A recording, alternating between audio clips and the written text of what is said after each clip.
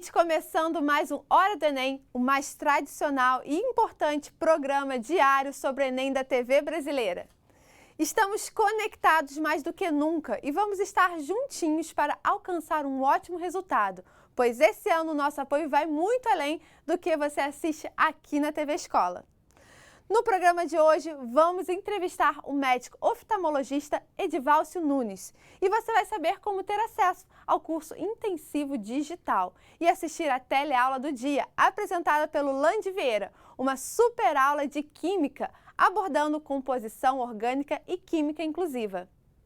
E você vai ter ainda um bate-papo no final do programa no quadro Uma Janela para o Enem, com a presença muito especial do estudante de Ciências Biológicas da UFBA, David Patrick. Então, pegue o seu material, concentre-se, fique ligadinho, porque você está na Hora do Enem. E no bate-papo de hoje, nós vamos conversar com o oftalmologista Edivalcio Nunes. Bem-vindo, doutor, à Hora do Enem. Obrigado, boa tarde a todos que nos assistem. Hoje teremos dicas aí muito preciosas para poder ter melhor rendimento no estudo nessa fase tão difícil que todos estão vivendo. Muito obrigado pelo convite. Obrigada a você pela presença aqui no programa. E eu queria começar falando sobre iluminação de ambiente. Importantíssimo, viu, Tatiana? Talvez por falta de conhecimento ou talvez até falta de ter um ambiente mais favorável a isso, muitos alunos perdem a oportunidade de ter um maior rendimento nos estudos. É bem conhecido que a intensidade de iluminação no ambiente tem a ver com o contraste também do impresso ou da tela que esteja lendo. Então, se o aluno coloca uma iluminação agradável, confortável, na intensidade certa, para ver com contraste adequado, ele vai cansar menos, vai ter mais disposição para ficar mais tempo lendo e os olhos vão tolerar melhor a iluminação. Às vezes se exagera, às vezes coloca aquela iluminação de mesa muito forte, muito intensa, e também acontece um excesso, né, a fadiga, um cansaço do olhar. Então é interessante prestar muita atenção. E que medida que você vai saber se a iluminação está certa, está boa ou não? Existem regras técnicas para isso, né? Então, através da metragem e da característica do ambiente que você está lendo, tem orientações técnicas para você saber qual a quantidade de lúmenes. Mas se você não tem acesso a isso, faça uma iluminação que seja confortável. Se você percebeu que você está cansando por muito tempo ou o contraste não está muito adequado para a leitura, melhore a iluminação, coloque a iluminação de mesa para dar um contraste melhor. Muito importante que você consiga, ter uma iluminação com uma iluminação fria, mas que não seja um filamento só, seja pelo menos 2 filamentos, porque essas lâmpadas são pulsáteis. Então, se tem 2 filamentos, você tem um conforto visual aí. Eu ia te fazer justamente essa pergunta, né? Se era melhor ter uma iluminação mais quente, aquela luz amarelinha, ou mais fria, que é a luz, né, bem branca que se utiliza? Mais fria, mas não um bulbo só. Então, aquela iluminação que parece um caninho, né, uma mangueirinha, mas pelo menos 2 voltas, porque como ela é pulsátil, você tem mais conforto ali, você não percebe essa pulsação.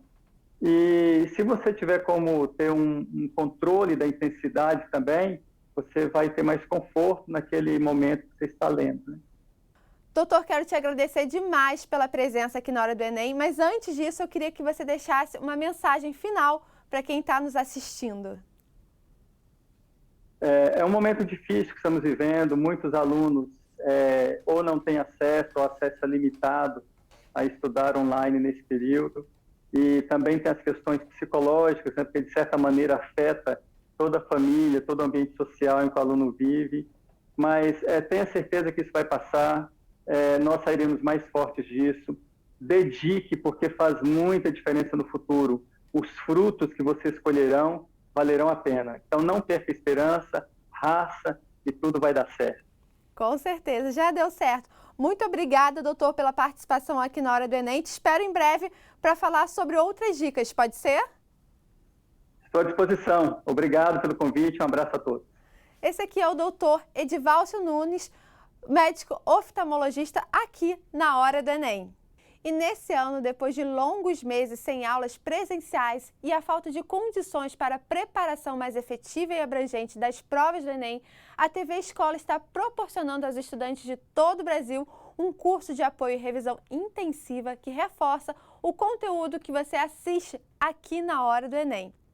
Contando com a parceria do Colégio 24 Horas e do QG do Enem, uma super plataforma disponibiliza um curso modular totalmente digital para você estudar diariamente através de centenas de videoaulas especiais, também exercícios, material de apoio, mini simulados inteligentes, além de uma completa estrutura de aprendizagem, trabalhando os conteúdos mais cobrados nas provas e tendo como referência as habilidades que facilita a compreensão de toda a programação. Para participar, procure as secretarias de educação da sua região, os líderes de comunidade, organização social ou empresa para ter acesso a esse projeto. Acesse também o nosso site e saiba como aderir a esse curso de apoio intensivo Hora do Enem 2021, que você pode fazer de casa, do trabalho, sozinho, em grupo, contando ou não com a ajuda de professores e facilitadores. Para entrar agora mesmo no ritmo das aulas, o nosso querido Lande Vieira vem aí apresentando a teleaula do dia, uma super aula de Química com composição orgânica e química inclusiva. Essa aula foi gravada antes da pandemia. É com você, Lande! Hora do Enem no ar e como o conhecimento é para todo mundo, o papo de hoje é sobre ensino da química para estudantes cegos. Agora a gente dá aquela revisada estratégica em compostos orgânicos com o professor Luiz Cláudio Gonçalves. Fala, meu amigo, tudo bem, Lande? Belezinha com você, professor? Maravilha, graças a Deus, tudo na paz. Por que esse tema merece uma atenção especial? Na verdade, quando a gente fala dos compostos orgânicos, né, a gente vai dividir essa partezinha da química. Composto orgânico são todos os compostos formados por carbonos e seus derivados. E, devido a esses compostos serem formados por carbonos e seus derivados, olha quantos infinitos compostos você tem aí. Só para citar 3, rapidinho. Petróleo, claro.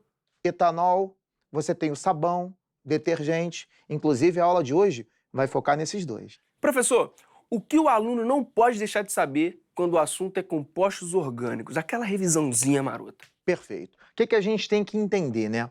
Quando a gente fala dos compostos orgânicos, a gente vai ouvir muito no Enem, em qualquer prova que a gente for fazer, de química, né? A parte de compostos hidrossolúveis e lipossolúveis. Olha o nome, hidrossolúvel, solúvel em água. Lipossolúvel, solúvel em gordura. Consequentemente, não é solúvel na água. E aí, olha só que maneiro. Quando eu falo que um composto é lipossolúvel, eu estou falando que esse composto é um composto, em regra, orgânico. E os compostos orgânicos, eles são semelhantes à água, que é um composto inorgânico, ou aos demais compostos orgânicos? São semelhantes aos compostos orgânicos. E na química tem uma frasezinha que é muito legal, que o estudante precisa estar com ela na cabeça. É que na química, os semelhantes se dissolvem. Polar dissolve polar, e apolar dissolve apolar. Olha só que maneiro, os compostos orgânicos, em regra, eles são o quê? Apolares. Logo, eles vão ser dissolvidos em compostos apolares. Já os sais, por exemplo, sal de cozinha, tem um polo positivo e um polo negativo. Logo, ele é polar, vai querer se dissolver na água, que a água também é polar. Então, o segredo da aulinha de hoje, para revisão, para que a gente possa resolver esse tipo de questão no Enem, é exatamente esse pulo do gato aí. O que é lipossolúvel, o que é hidrossolúvel. Perfeito. Bora para a questão? Vambora! Questão 113 do Enem de 2017, caderno azul, primeira aplicação. A farinha de linhaça dourada é um produto natural que oferece grandes benefícios para o nosso organismo. A maior parte dos nutrientes da linhaça encontra-se no óleo desta semente, rico em substâncias, olha que palavrinha mágica, ó, lipossolúveis. Isso que o aluno tem que ficar ligado. Se a substância é lipossolúvel, é porque ela é insolúvel na água. Ela vai ser insolúvel em um composto orgânico. Então já separei a palavrinha mágica, lipossolúvel. Com massas moleculares elevadas, significa que o ponto de ebulição dessa substância é muito alto. A gente vai trabalhar exatamente com isso. Onde ele vai ser dissolvido? e qual é o tempo que ele vai ser evaporado, se é que ele vai ser evaporado. Beleza. Vamos continuar. A farinha também apresenta altos teores de fibras proteicas insolúveis em água, celulose e vitaminas lipossolúveis e sais minerais hidrossolúveis. E que legal, a farinha de linhaça, nem tudo que está nela é insolúvel na água. Olha lá no final, ó, sais minerais hidrossolúveis, ou seja, esses sais minerais vão estar dissolvidos na água. Aí ele fala, considere o esquema que resume um processo de separação dos componentes principais da farinha de linhaça dourada. Ele pegou lá a farinha de linhaça e adicionou éter. Ele é um composto orgânico. Eu falei que compostos orgânicos são aqueles que possuem carbonos. Então tá lá. Se ele é um composto orgânico, o óleo da farinha de linhaça vai ser dissolvido nele, né? E os demais compostos que são hidrossolúveis não são solúveis no composto orgânico éter. Vão ser solúveis aonde? Em água. Então olha só que maneiro, ó. Eu joguei éter, o éter dissolveu o óleo da farinha de linhaça. E, além dele ter dissolvido um óleo da farinha de linhaça, houve também a formação de resíduos. Que resíduo é esse? Esse resíduo 1 é aquele que não dissolveu aonde? No éter. No éter. Então eu já sei que o óleo da farinha de linhaça está aqui, ó, no extrato etéreo, está na fase orgânica. Beleza. Por quê? Porque ele é um composto lipossolúvel. Aí, quando eu olho para o resíduo 1, ele adiciona o quê? Água. Beleza, não estou nem um pouquinho preocupado com essa parte. Por quê? Ele quer saber qual é o composto que representa o óleo de linhaça. Eu já sei que o óleo de linhaça está aqui, ó, nesse extrato. Aí o que eu vou fazer? Eu vou fazer uma destilação. O que é destilação? Eu tenho aqui dentro uma mistura homogênea, onde eu tenho éter. O éter tem uma cadeia muito curtinha, então tem uma massa molar pequena. E ele disse lá no enunciado que o óleo de linhaça tem uma massa molar muito alta. Se a massa molar é muito alta, tem um alto ponto de ebulição. Logo, demora mais para quê? Para evaporar. Se demora mais para evaporar, vai demorar a ser destilado. Se não é destilado, é porque é o quê? O resíduo. Então, eu acabei de descobrir que o resíduo 4 é exatamente o óleo de linhaça que eu procuro. Por quê? Se ele tem alta massa molar, eu não consigo atingir o ponto de ebulição dele para ele ser destilado. E o gabarito da questão, letra E. Professor, para quem quer aprofundar e desenvolver bem esse conteúdo, qual o seu conselho e sua dica? Então, eu tenho um site que ele é gratuito, tem um documento em Word para todos que acessam lá e conseguem baixar e estudar, é Química para Todos, né? O nome do site é quimicacomluiz.com.br. Vai lá, tem os módulos de toda a química, não é só dessa partezinha da matéria não, de toda a química para a galera pegar e ficar à vontade para poder estudar e conseguir mudar esse país. Show de bola, professor, muitíssimo. Eu que agradeço aí o convite. Obrigado. Muito obrigado. A linguagem da química tem um monte de elementos visuais. Já pensou como isso pode ser desafiador para estudantes cegos? Foi pensando neles que a nossa convidada desenvolveu uma iniciativa lá na Universidade Federal de Juiz de Fora, que produz materiais táteis para representar elementos químicos. O nome dela, Ivoni Freitas. Professora... Oi, Led. Um grande prazer estar aqui. O prazer é nosso. Muito obrigado mesmo pela sua presença, Eu professora. é que agradeço pela oportunidade. Explica pra gente um pouquinho do projeto. O projeto é o seguinte, a gente teve contato na Cegos, Associação de Cegos lá de Juiz de Fora. Dois meninos de 15 anos de uma escola me procuraram, que eu já trabalhava com inclusão na química, na inclusão de surdos. Nem pretendia trabalhar com cegos até aquele momento. E eles me procuraram que é muito difícil para a química, é muito abstrata, muito difícil para um cego. Eles disseram, a gente se sente absolutamente perdido quando um professor fala esta reação acontece porque este átomo aqui passa para aqui e bate o giz no quadro. E tum, e daqui para aqui, e isso aqui se transforma nisso aqui, e ele não enxerga, não tinha noção do que era aqui e o que estava ali. Aí, esses tais espaços vazios dentro do átomo, afinal, o que é isso? O que é esse núcleo? O que são esses elétrons? O que é isso? Eu preciso entender disso, eu preciso entender de modelos atômicos. E esses menininhos que eram da escola militar chegaram fardados muito jovens ainda, né? Foram na universidade e falaram, professora, a senhora pode nos ajudar? A gente queria ajudar, mas não sabe como fazer. Aí eu disse, o que eu posso fazer, né? E você abraçou, né? Abracei a causa, lógico, na hora. E vem cá, como é que vocês conseguem representar estruturas moleculares ou até mesmo a tabela periódica de forma tátil? Em primeiro momento, assim, a gente tem essa preocupação de que o cego nos peça o que ele quer saber, né? Então, afinal, não é a gente que tem que preparar o material e levar para ele. A gente tem que entender o que está difícil para ele.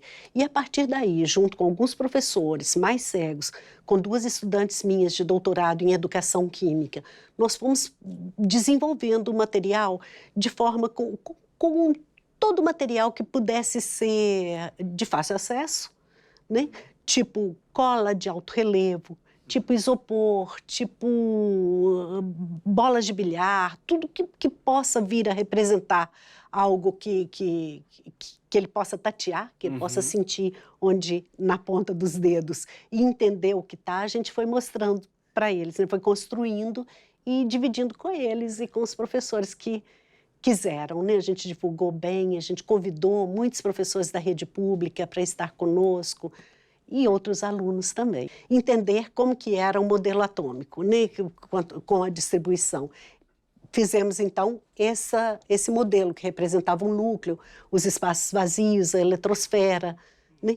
São bolinhas de isopor? São bolinhas de isopor e arame. Esse aluno, por sinal, que está aqui representado, que se chama Wallace, que nos ajudou demais, já continuou a carreira, já passou no vestibular, e já está atuando, fechou. Então, eu pensei, devemos mostrar para ele mais sobre isso, então. Como que se chegou a esses espaços vazios? Primeiro, saciamos a ansiedade dele. Obviamente que, como historiadora da ciência, eu sei que a história do desenvolvimento dos modelos atômicos vai para muito além disso, mas a gente se ateve a um modelo pedagógico que é apresentado lá na educação básica, né, que fala dos modelos mais tradicionais. Aí pegamos bolas de bilhar para representar as estruturas de Dalton, né?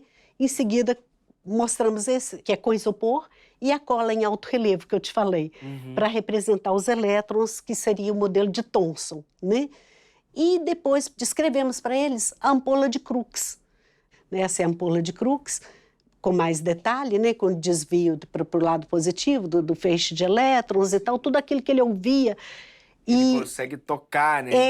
Ele podia tocar. Essa é a representação, obviamente, um modelo, né, mas é a representação, feixe de elétrons sendo atraído para o polo positivo, que também estava sempre em alto relevo. Bacana. Feito com garrafa PET, né? Isso é legal. Com garrafa PET, cortado aqui para ele poder manipular lá dentro, né, para eles poderem manipular.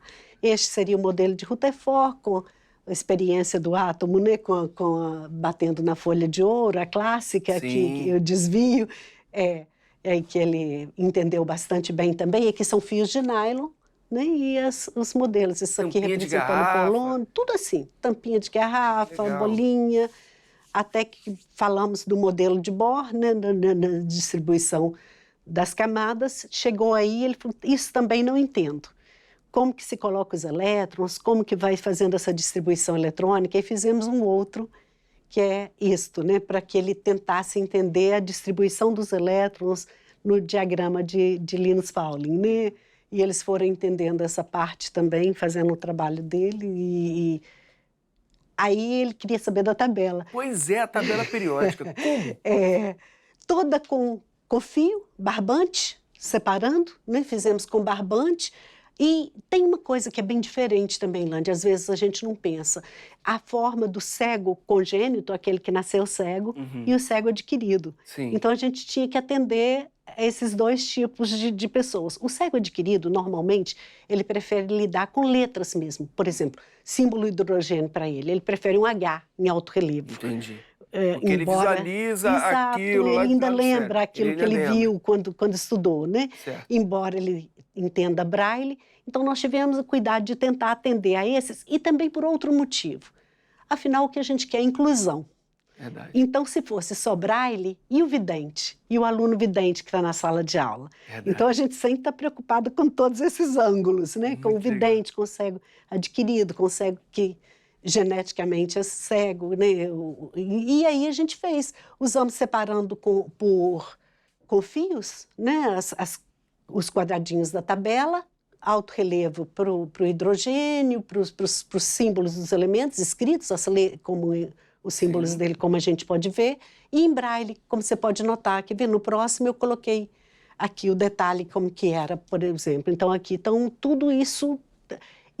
Bem pensado! Bem, e interessante que eles ficaram meio decepcionados com a tabela periódica. Por quê?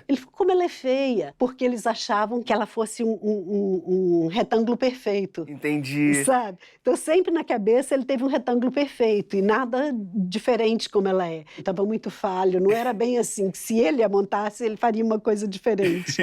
Você falou da reação deles com a tabela periódica, mas e a reação ao todo, assim? Pois é, quando nós fomos apresentar tudo numa escola em que tinha 2 cegos na sala e os outros alunos videntes, né? Primeiro nós tentamos vendá-los para que eles manuseassem esse material, sentindo o que os cegos estavam sentindo, né? Se comportando como se fossem cegos, os alunos videntes.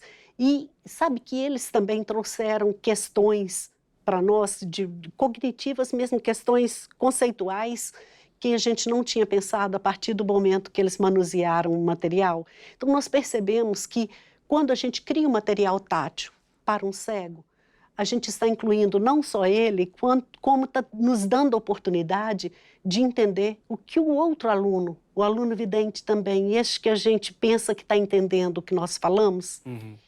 Eu costumo brincar que nós, às vezes, da área de educação, somos tão prepotentes que a gente até coloca ensino-aprendizagem como um processo EA, né? E de ensino e A de aprendizagem, como se eu ensino, você aprende, né? Não é Acabou. assim, né? De jeito nenhum. Né?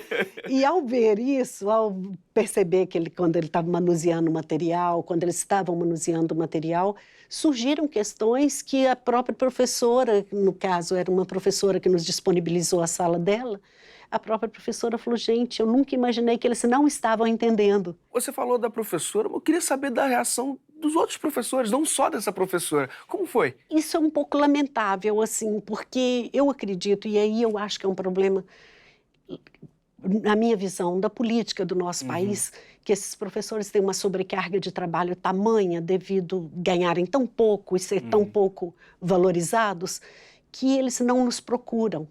Pode haver aí também outra intimidação, a questão do pesquisador do ensino superior e o professor do ensino médio. Eles podem achar que a gente, quando vai fazer um trabalho, a gente quer criticá-los, avaliá-los e não auxiliá-los, né? Eu fui professora do ensino médio por muito tempo também, tanto antes quanto em paralelo com o ensino superior. Então, conheço muito bem todas essas agrúrias, todas essas angústias. Sim. Então, jamais estaria julgando um colega. Mas eles não nos procuram muito. A gente oferece cursos, a gente convoca para que eles... né, para formar grupo focal, para a gente trabalhar junto, para que eu possa ouvi-los e melhorar e adequar ao que eles querem e fazermos juntos modelos. Certamente mais cabeças, muito mais coisas nós estaríamos fazendo, né? Eu vejo com uma certa angústia, porque assim, com uma certa ansiedade, porque eu queria ser procurada. Quando eu fui na TV local lá falar do projeto e pedir que os professores nos procurassem para que a gente pudesse adequar o momento e formar grupo focal, eu achei que a gente ia ser altamente procurado. Embora todos nós hoje temos mais trabalho do que damos conta, né, a gente estava disposta, porque o nosso grupo não é muito pequeno, porque eu tenho orientandas de mestrado, de doutorado, que poderiam estar me auxiliando, e alunos mesmo da graduação, então tem mais tentáculos, né? Não sou só eu.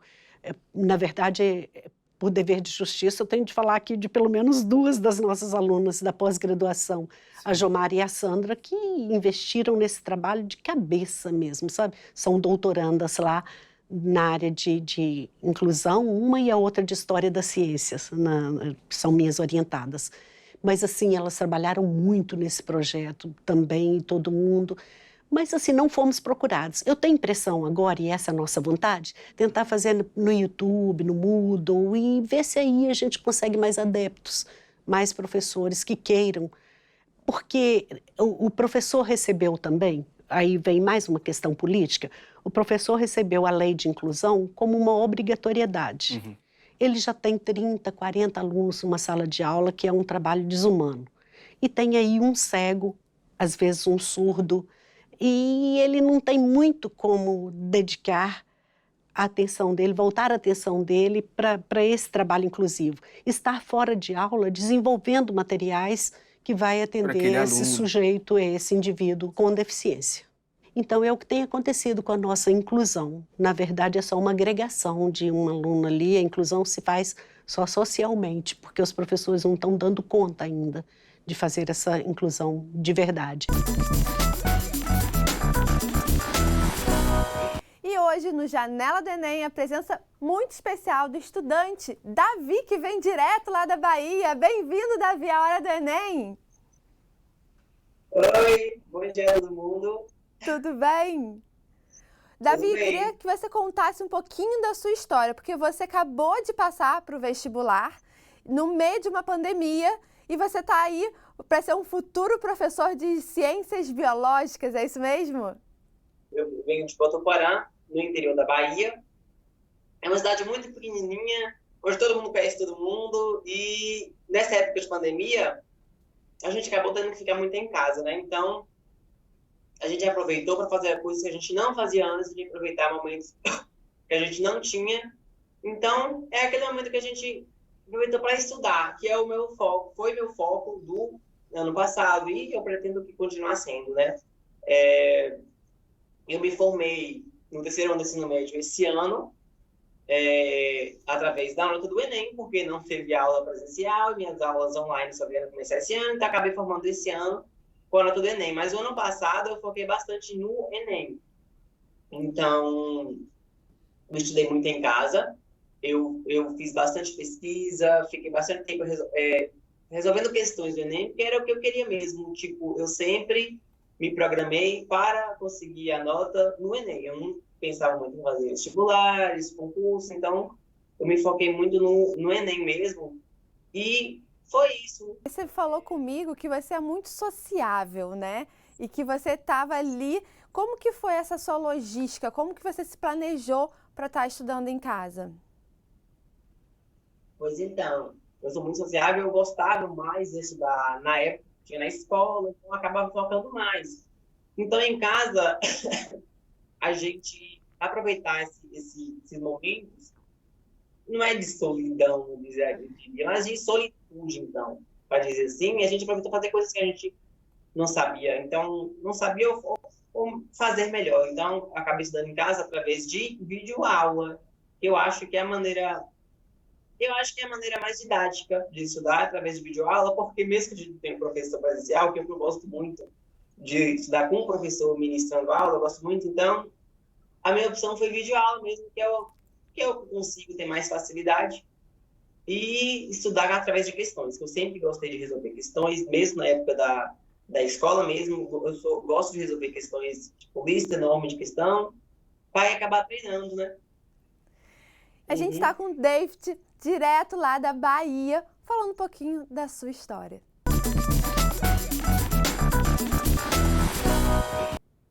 Notícias do Enem. Para você ficar ligado nas datas do cronograma Enem 2021, por enquanto as datas oficiais são 17 a 28 de maio, período para justificar ausência e pedir isenção da taxa de 2021. 9 de junho, resultado preliminar. 14 a 18 de junho, período para apresentar os recursos. E dia 25 de junho, resultado final com os pedidos aceitos. Considerando as datas já divulgadas sobre o exame de 2021, é possível que as inscrições sejam abertas a partir do dia 28 de junho, segunda-feira seguinte à divulgação dos resultados finais pedidos da isenção. Embora em 2020 o intervalo entre esses resultados e a abertura da inscrição tenha levado cerca de mais ou menos um mês.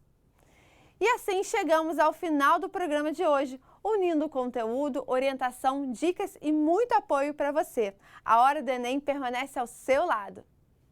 Agora também com o nosso curso intensivo multiplataforma, que você pode acessar de qualquer lugar do Brasil. Veja mais informações no nosso site e siga em frente.